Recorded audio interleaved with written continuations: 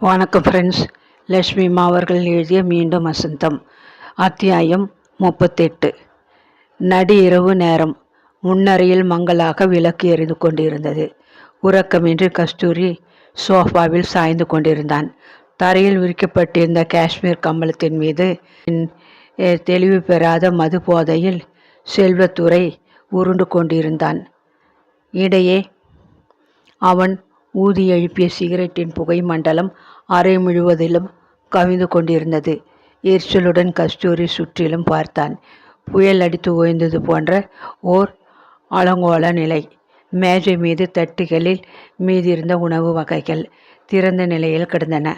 காலி புட்டிகள் தரையில் மூளைக்கொன்றாக உருண்டு கிடந்தன. கொஞ்சம் மீதமிருந்த பானத்துடன் இங்கும் அங்கும் கண்ணாடி டம்ளர்கள், கை துடித்து விட்டிருந்த காகித குப்பைகள் பல, எச்சில் தட்டுகள், கோப்பைகள். அந்த காட்சியை காண சகிக்காமல் அவன் அருவருப்புடன் கண்களை மூடிக்கொண்டான். கொஞ்ச நேரத்திற்கு முந்திதான் பார்ட்டி கலைந்தது. எல்லோரும் கிளம்பிவிட்டிருந்தார்கள். சங்கமித்திரனுக்கு பெரிய இடத்து நண்பர்கள் அதிகம். வாரந்தோறும் ஒரு பார்ட்டி. கஸ்தூரிக்கு அளிக்கப்பட்டிருந்த அதே வீட்டில்தான் அவைகள் நடைபெற்றன. கடும் உழைப்பிற்கு பின் ஓய்வு நாடிய கஸ்தூரியால் கூட்டத்தையும் கூச்சலையும் தாங்கிக் கொள்ள முடியவில்லை. கண்டித்து பேசவும் முடியவில்லை. அது சங்கமித்திரனின் வீடு. அவன் தயவில் கஸ்தூரி வாழ்ந்து கொண்டிருந்தான். மேல் தளத்தவருடன் சம்மதியாக நெருங்கி பழகி வாழ எண்ணத்தான் கஸ்தூரி முயன்றாலும் அவர்களது சில பழக்க வழக்கங்களை அவனால் ஏற்க முடியவில்லை. சிகரெட் புகைப்பது அவனது வைத்திய அறிவுக்கு ஒவ்வாத செய்கையாக இருந்தது. மது அருந்துவது அவனது ரசனைக்கு பிடிக்காத நிகழ்ச்சி. இந்த இரண்டும் இல்லாத அவன் அந்த கூட்டத்தின் நடுவில் பொருத்தமற்றவனாக உழன்று கொண்டிருந்தான். நாளடைவில் அந்த கூட்டத்தையும் அவர்கள் எழுப்பிய கூச்சலையும் அவன் கட்டோடு வெறுத்தான். செல்வத்துறை கஸ்தூரிக்கு ஏற்கனவே தெரிந்தவன். சங்கமித்திரன் கூட்டத்திலே அவன் மிகவும் முக்கியமானவன், பணக்காரன். யார் வந்தாலும் வராவிட்டாலும் அவர்கள் வீட்டு பார்ட்டிக்கு செல்வத்துறை ஆஜராகி விடுவான். கஸ்தூரிக்கு வர வர அவனது சேர்க்கையை பிடிக்கவில்லை. சாதாரண நிலையில் கஸ்தூரி ஒரு பக்கா ஜென்டில்மேன். நேர்த்தியான உடை, ஆக்ஸ்போர்ட் ஆங்கிலம், பெண்களிடம் மிக்க மரியாதை. 2 கிளாஸ் மது உள்ளே போனதும் ஆள் தலைக்குப்புற மாறிவிடுவான். ஆடைகள் அலங்கோலமாகி தரையில் புரள்வான். கேட்க காதுகள் கூசும் மட்டமான பேச்சுகள். மദ്രാஸ் தமிழ் அவன் வாயில் கொஞ்சம். நினைவு நல்ல நிலையில் இருக்கும்போது வியாபார தந்திரம் மிக்க அவன் வாயிலிருந்து உண்மை வரவே வராது. போதை நிலையிலோ அவன் அரிச்சந்திரனுக்கு நேர் வாரிசு. கலப்படமற்ற உண்மை செய்திகளை உதிர்த்து கேட்பவர்களை பிரமிக்க செய்வான். போதை தலைக்கேறி தடுமாறிக்கொண்டிருந்த செல்வத்துறை காரை ஓட்டுவதற்கு தகுதியற்றவனாக இருக்கவே அன்று இரவு அங்கேயே தங்கிவிடும்படி சங்கமித்திரன் உத்தரவிட்டு போய்விட்டிருந்தான். லேட்டர் என்று கொஞ்சிவிட்டு கிருத்திகாவும் அண்ணனுடன் தங்கள் வீட்டிற்கு புறப்பட்டாள். கஸ்தூரியின் அருகில் வந்து மிகவும் உரிமையுடன் காதறிகள் குனிந்து குட் நைட் என்று குழைந்தாள் அவள். லேசாக மது வாசனை முகத்தில் மோதியதும் கஸ்தூரி திடுக்கிட்டு போனான். அடக்கடவுளே, அந்த பழக்கம் இவளுக்கு எப்பொழுது ஆரம்பித்தது? கோபத்தை தாழ முடியாமல் நீ கூடுவா இவங்களோடு சேர்ந்துட்ட? அதட்டி கேட்டான். விளையாட்டுக்கு ஒரு சிப் எடுத்துக்கொண்டேன். அதனால் என்ன? கட்டுப்பெட்டி மீறாவா நான்? அவள் ஒரு இடியட். கஸ்தூரி, இப்போவே நான் சொல்லிவிட்டேன். என் சுதந்திர போக்கில் நீங்கள் ரொம்ப தான் தலையிடுறீங்க, மிரட்டினாள் அவள்.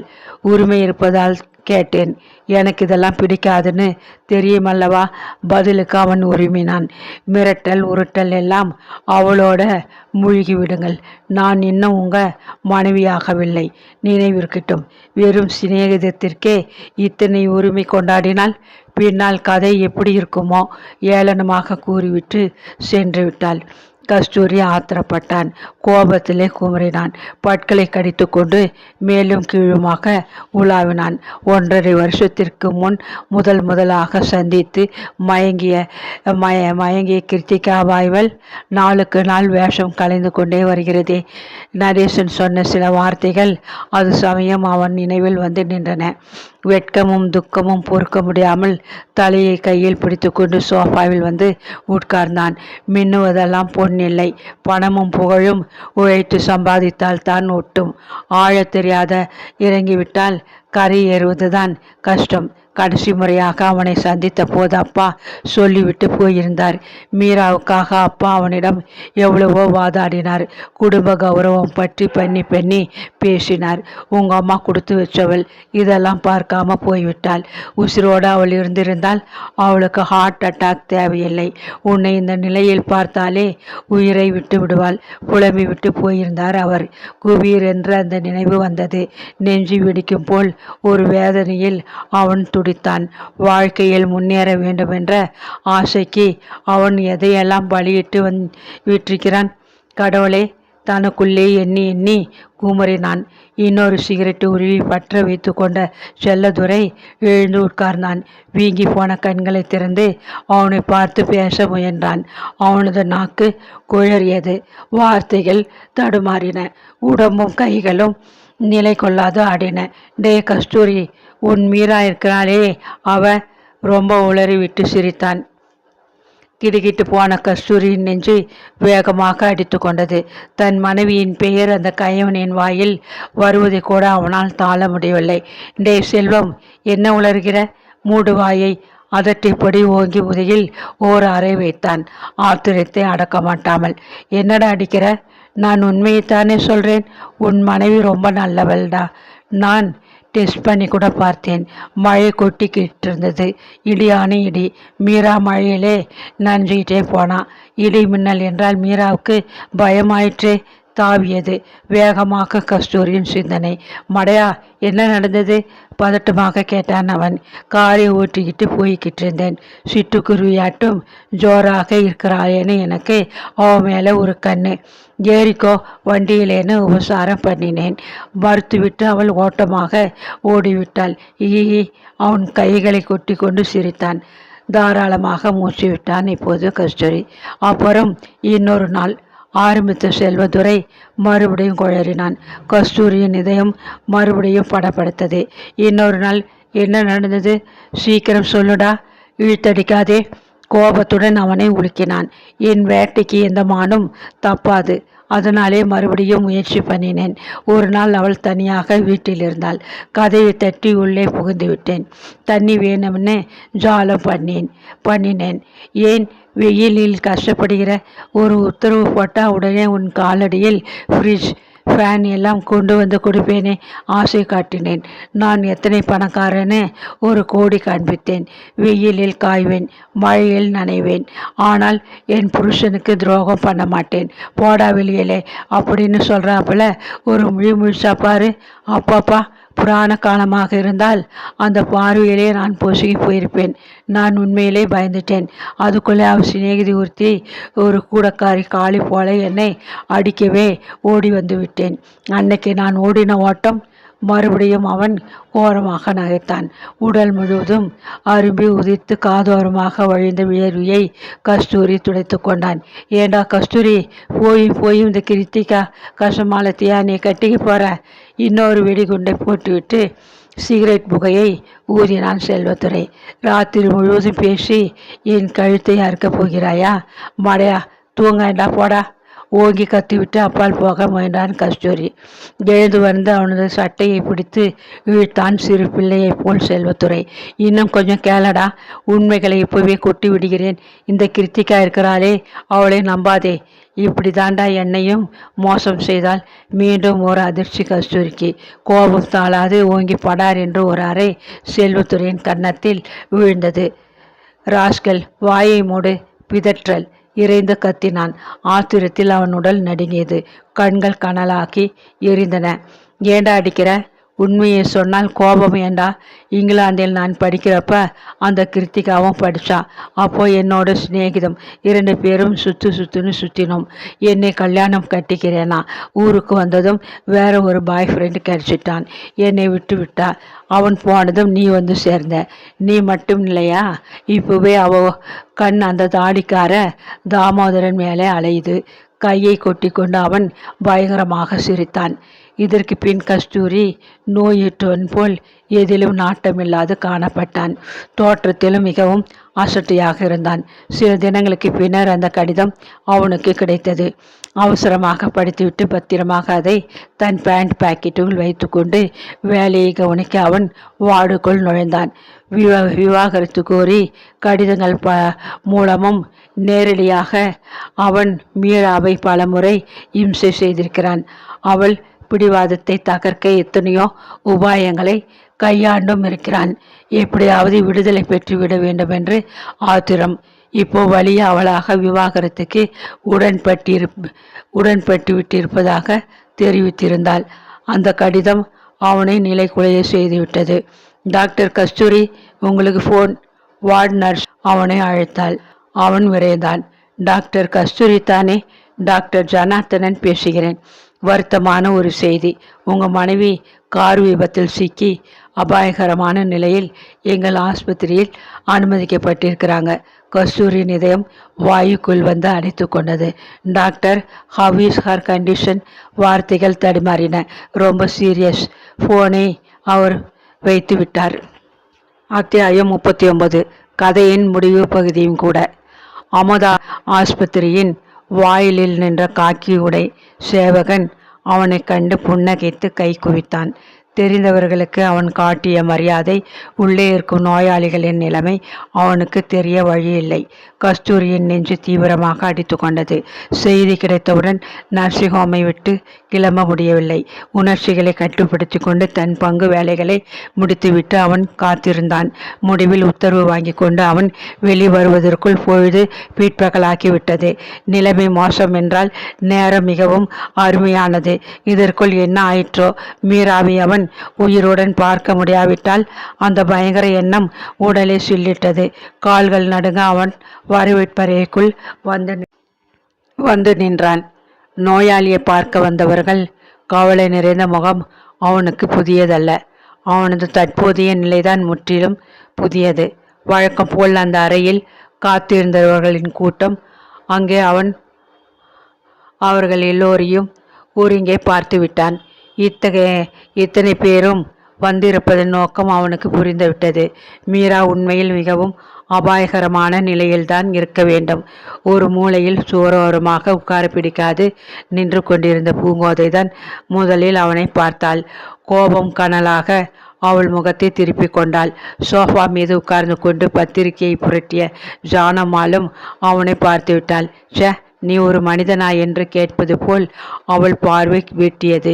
மீண்டும் அவள் பத்திரிகையினுள் மூழ்கிவிட்டாள். கன்னத்தில் கையை ஊன்றியபடி துயரமே வடிவாக உட்கார்ந்திருந்த பார்வதி கண்ணீரை துடைத்து கொண்டு திரும்பினாள். கஸ்தூரி தன் அருகே நிற்பதை காண அவளுக்கே மெத்த அதிர்ச்சி. பாவி, சண்டாலா என்று இறைந்து கத்த வேண்டும் என்ற ஒரு ஆவேசம். ஆஸ்பத்திரி, ஜாக்கிரதை என்ற நினைவு நாவை அடக்கவே அவள் வெறுப்புடன் அவனை ஏற இறங்க கவனித்துவிட்டு அப்பால் சென்று அமர்ந்து கொண்டார். இன்னொரு மூலையில் அவள் அண்ணன் சதாசிவம் அவனது சகோதரன் ஜெயராமனுடன் ஏதோ பேசிக்கொண்டு நின்றான். கஸ்தூரியை கண்டது முகத்தை கடித்து கொண்டு அவனும் அசட்டையாக இருந்தான். வரவேற்பறையில் அவனுக்கு உறவினர்களிடமிருந்து இப்படி ஒரு வரவேற்பு. இன்டென்சிவ் கேர் யூனிட்டிலிருந்து திரும்பி வந்து கொண்டிருந்தார் நடேசன். டாக்டரின் உத்தரவின் பேரில் கண்ணாடி கதவு வழியே மருமகளை கொஞ்சம் எட்டி பார்த்துவிட்டு கனத்த மனத்துடன் அவர் உள்ளே நுழைந்தார். அங்கு மகன் நிற்பதை அவரும் பார்த்து விட்டார். வேகமாக தந்தை அருகே அவன் வந்தான். அப்பா, மீரா எப்படி இருக்கிறாள்? துக்கத்தில் நடுங்கியது அவன் குரல். மகனை நிமிர்ந்து பார்த்தார். இனி ஆத்திரப்பட்டு என்ன பயன்? நடந்தது நடந்துவிட்டது. இனி நடக்கப் போவதை தடுக்க யாராலும் முடியாது என்று தத்துவ ரீதியில் ஓடியது அவர் சிந்தனை. நினைவில்லை. தலையில் வளர்த்த அடியாம் என்னோ சொல்கிறார்கள். எனக்கு எல்லாம் குழப்பமாக இருக்கிறது. ஸ்பெஷலிஸ்ட் வந்து பார்க்க போகிறாராம். உயிர் இன்னமும் ஊசலாடி கொண்டிருக்கிறது. ஒரு சமயம் உனக்காகத்தான் அது காத்திருக்கிறதோ தெரியவில்லை. துக்கத்தில் தள்ளாடி கொண்டு கண்களில் பொங்கிய நீரை துண்டினால் துடைத்தபடி அவர் நகர்ந்தார். டாக்டர் கஸ்தூரி, திடுக்கிட்டு போனான் அவன். ரிசப்ஷனிஸ்ட் புன்னகையை உதிர்த்தாள். நீங்கள் வந்தவுடன் தாமதமின்றி தன்னை வந்து பார்க்கும்படி டாக்டர் ஜனார்த்தனன் சொல்லியிருக்கிறார். அவர் அறையில் காத்து கொண்டிருக்கிறார். கஸ்தூரி பதட்டமாக விரைந்தான். Come in please. பழக்கமான அன்பான கண்டிப்பான குரல் அவனை உள்ளே அழைத்தது. சுய நாட்காலியில் அமர்ந்திருந்த வாட்டு சாட்டமான அந்த உருவத்தை நிமிர்ந்து பார்க்கவும் அஞ்சியவனாக சக்தியற்ற கஸ்தூரி மெல்ல உள்ளே வந்து நின்றான். Please sit down. அவர் உபசரித்த ஆசனத்தில் உட்கார்ந்தான். வந்ததிலிருந்து இன்னமும் நினைவு திரும்பவில்லை. ஸ்பெஷலிஸ்ட் வந்து பார்க்க ஏற்பாடு பண்ணியிருக்கிறேன். I want an expert opinion. Head இன்ஜுரின்னு இப்போ இன்வெஸ்டிகேஷன் நடக்கிறது. அத்தோடு வலது காலில் எலும்பு முறிவு, உடம்பில் பல இடங்களில் காயம். மற்றவை பற்றி நான் கவலைப்படவில்லை. மீராவுக்கு இளவயது, விரைவில் குணமடைந்து விடுவாள். தலை காயம் பற்றி தான் இப்போது. அவர் முடிக்கவில்லை. கஸ்தூரிக்கு அவர் சொல்ல வந்தது தெரிந்த விஷயம். வயிற்றில் நின்று திரண்டு எழுந்து நெஞ்சை அடைத்த துக்கத்தை அவன் விழுங்கிக் கொள்ள முயற்சித்தான். பேச முடியாத குற்ற உணர்வுடன் அவரை பார்த்து விழித்தான். தனக்கு நிலைமை புரிகிறது என்று தலையை ஆட்டினான்.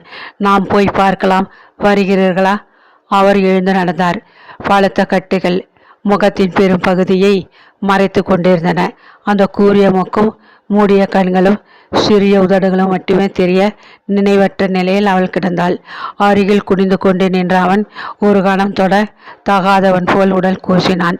பின்னர் துணிவுடன் படுக்கை மீது கிடந்த அவளது கரத்தை பற்றி நாடி துடிப்பை உணர்ந்து பார்த்தான்.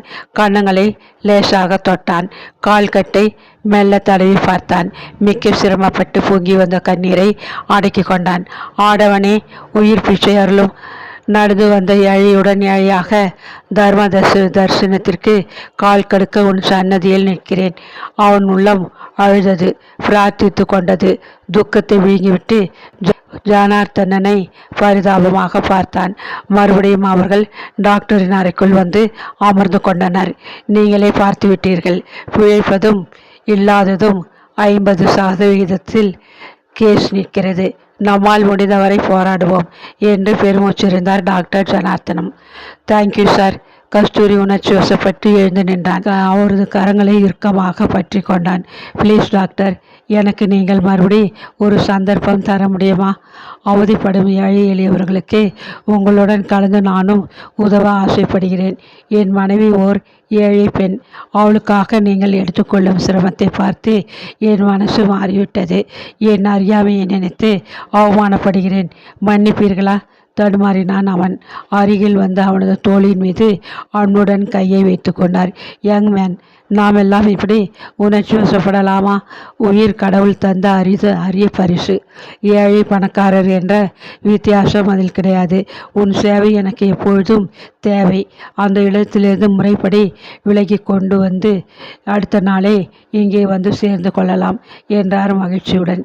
அன்று இரவு கஸ்தூரி நர்சிங் ஹோமுக்கு திரும்பவில்லை.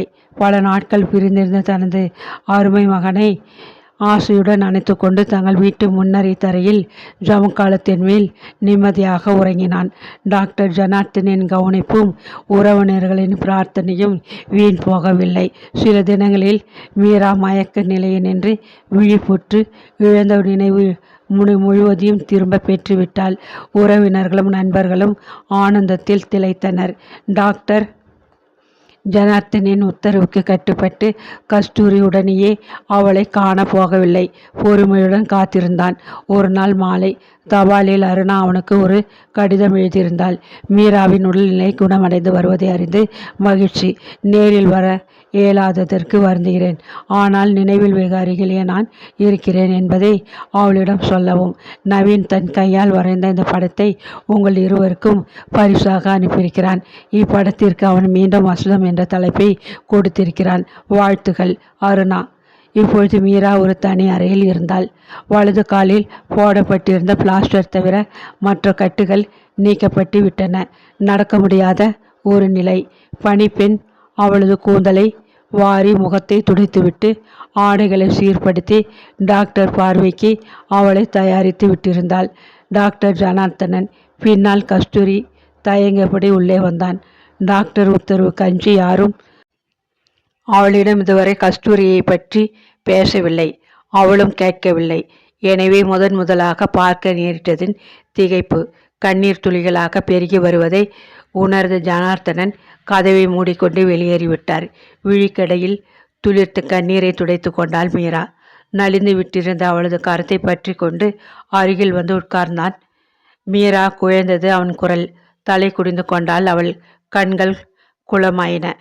அந்த கடிதம் கிடைத்தது இல்லையா? கையை மெல்ல விடுவித்து கொண்டு தலை நிமிர்ந்து கேட்டாள். கிடைத்தது. தேவையில்லை இனி. அதனால் கிழித்து போட்டுவிட்டேன் மீரா. மறுபடியும் குழைவான குரலில் அழைத்த கஸ்தூரி அவளது முகத்தை நிமிர்த்தினான். கன்னங்களில் ஓடிய கண்ணீரை மெல்ல துடைத்து விட்டான். இனி இந்த கண்களில் கண்ணீர் வர நான் காரணமாகவே இருக்க மாட்டேன். சத்தியம். இப்போது நான் இந்த ஆஸ்பத்திரியிலேயே வேலைக்கு அமர்ந்து விட்டேன். திரும்பி வந்து விட்டேன் மீரா. திருந்தியும் விட்டேன். விவரிக்க மிக்க வெட்கமாக இருக்கிறது. நீதான் என்னை மன்னிக்கணும். அவளது கரங்கள் இரண்டையும் பற்றி தன் முகத்தில் பதித்து கொண்டான். வெம்மையான கண்ணீர் அவைகளை நனைத்தது. கஸ்தூரி, என்ன இது? மெல்ல கரத்தை விடுவித்து கொண்டு புரண்டு நெற்றி மீது கிடந்த அவனது முடியை தடவி சீராக்கினாள். கஸ்தூரி. அது சமயம் அவள் கண்களுக்கு இன்னொரு ரவி போலத்தான் தென்பட்டான். உணர்ச்சிகளுக்கெல்லாம் தலையான அந்த தாய்மை உணர்வு அவள் நெஞ்சிலே பொங்கி எழுந்தது. கஸ்தூரி, என் கஸ்தூரி என்றாள் உணர்ச்சி பொங்க, உடல் புல்லரிக்க. கருணை ததும்பிய மெல்லிய குரலில் கண்களை துடைத்து கொண்டு அருகில் உட்கார்ந்தபடி அவளை பார்த்தான் அவன். மீரா, அருணா அக்கா உனக்கு ஒரு கடிதமும் படமும் அனுப்பியிருக்கிறாங்க என்று அவளிடம் அவன் கொடுத்தான். கடிதத்தை படித்தாள். படத்தை பிரித்து உற்று பார்த்தாள். மொட்டையாக வெட்டப்பட்ட மரம். பக்கவாட்டிலே புதிய கிளைகள் ஏற்பட்டு துளிர்த்து பூத்து குலுங்கி கொண்டிருந்த காட்சி. பொருத்தமான பெயர். இயற்கை ஒரு நாளும் ஏமாற்றுவதில்லை. மீண்டும் மீண்டும் பருவ காலங்கள் மாறி மாறி வருகிறதல்லவா? மீண்டும் வசந்தம். கஸ்தூரி, அதோ பாருங்கள், தோட்டத்தை செடிகள் எல்லாம் பூத்து குலுங்கி கொண்டிருக்கின்றன. எனக்கு அருகில் சென்று பார்க்க ஆசையாக இருக்கிறது. வந்து விட்டேன் என்று அவன் வெளியே சென்று சக்கரத்தின் நகரும் நாட்காலி ஒன்றை தள்ளி கொண்டு வந்தான். படுக்கை நின்று அவளை அப்படியே தூக்கி அதில் உட்கார வைத்தான். ஜன்னல் அருகில் நாட்காலியை தள்ளிவிட்டு திரைகளை ஒதுக்கிவிட்டான். இப்போது நன்றாக பார் என்றான் மகிழ்ச்சியுடன். இளவேனில் தொடக்கம். தோட்டத்து செடிகள் பூத்து குலுங்கி கொண்டிருந்தன. அவளது தோலை தழுவிக்கொண்டு மெல்ல குனிந்த கஸ்தூரிக்கு திடீரென்று பல நாட்களுக்கு பின்னர் அந்த பழக்கம் திரும்பி வந்தது. புத்தம் புது வசந்தம். அங்கே பூத்து குலுங்குதடி, அங்கே பூத்து குலுங்குதடி மெல்ல பாடினான். அறைக்குள் எட்டி பார்த்த நர்ஸுக்கு ஒரே ஆச்சரியம். இந்த டாக்டர் இத்தனை இனிமையாக பாடுவாரா? வியப்பு தாளாது அவள் வெளியே ஓடினாள். நேற்று நான் ஒரு படம் பார்த்தேன். அதற்கு பெயர் தி சிங்கிங் நன். இப்போ அந்த அறையில் ஒரு காட்சியை கண்டேன். டாக்டர் கஸ்தூரி வெறும் டாக்டர் அல்ல, த சிங்கிங் டாக்டர். தோழியிடம் சொல்லி அவள் கலகலவென்று சிரித்தாள். வராந்தாவிலே புகுந்த அந்த ஒளி அலை அலையாக எங்கும் பரவியது. முற்றும். இத்துடன் இந்த கதை முடிவடைந்தது. நன்றி, வணக்கம்.